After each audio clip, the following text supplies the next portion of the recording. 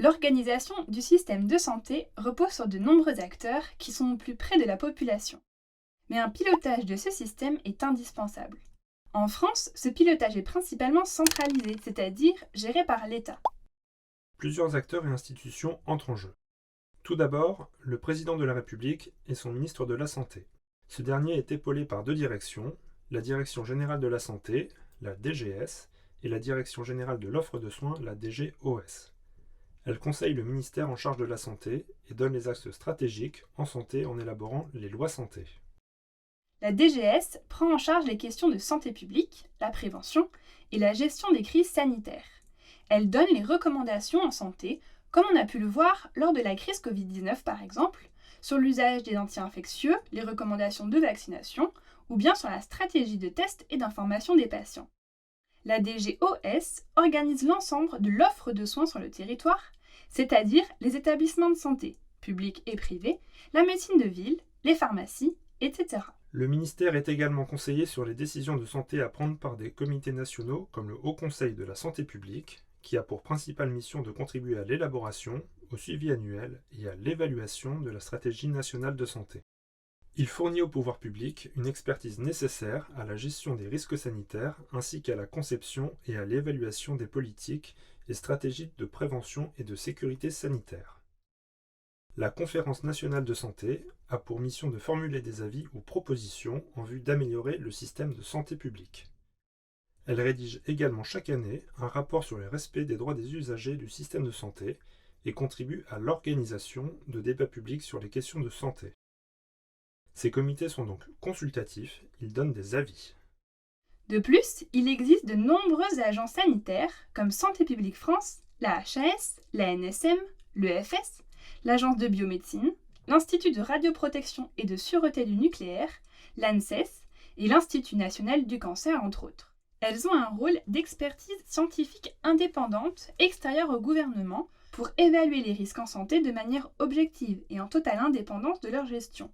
Pour une évaluation objective des risques sanitaires qui ne soit pas parasitée par l'économie, l'écologie, la gestion, le gouvernement. C'est pour cela que ces agences sont indépendantes, même si elles sont tout de même sous la tutelle des administrations. Revenons un instant sur les missions de trois agences principales, la HAS, Santé publique France et l'ANSM. La Haute Autorité de Santé a pour mission d'évaluer la qualité, que ce soit des soins ou des établissements, par la certification des établissements de santé publics et privés, mais veille aussi à la qualité des médicaments et de l'information médicale. Elle évalue également l'intérêt des médicaments, des dispositifs médicaux et des actes. Santé publique France est une agence sanitaire qui vise à mieux connaître l'état de santé de la population française, à expliquer, préserver, protéger et promouvoir la santé. Cette agence a également un rôle de surveillance de la santé de la population via la veille sanitaire, la prévention et l'alerte sanitaire. L'Agence nationale de sécurité du médicament et des produits de santé, tout est dans le nom. Elle a un rôle d'évaluation, d'inspection et de contrôle en laboratoire des produits de santé, des cosmétiques et produits de tatouage. Elle délivre les autorisations de mise sur le marché ainsi que les admissions au remboursement.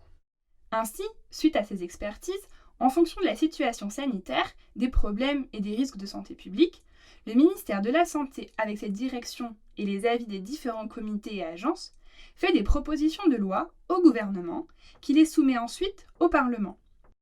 En effet, c'est dans l'hémicycle, puis au Sénat par le biais des députés et des sénateurs, que sont discutées et finalement votées les lois de santé proposées par le ministère de la Santé. Le dernier exemple en date est la loi Ma Santé 2022, votée au Parlement en 2019, puis adoptée par le Sénat en juillet 2019.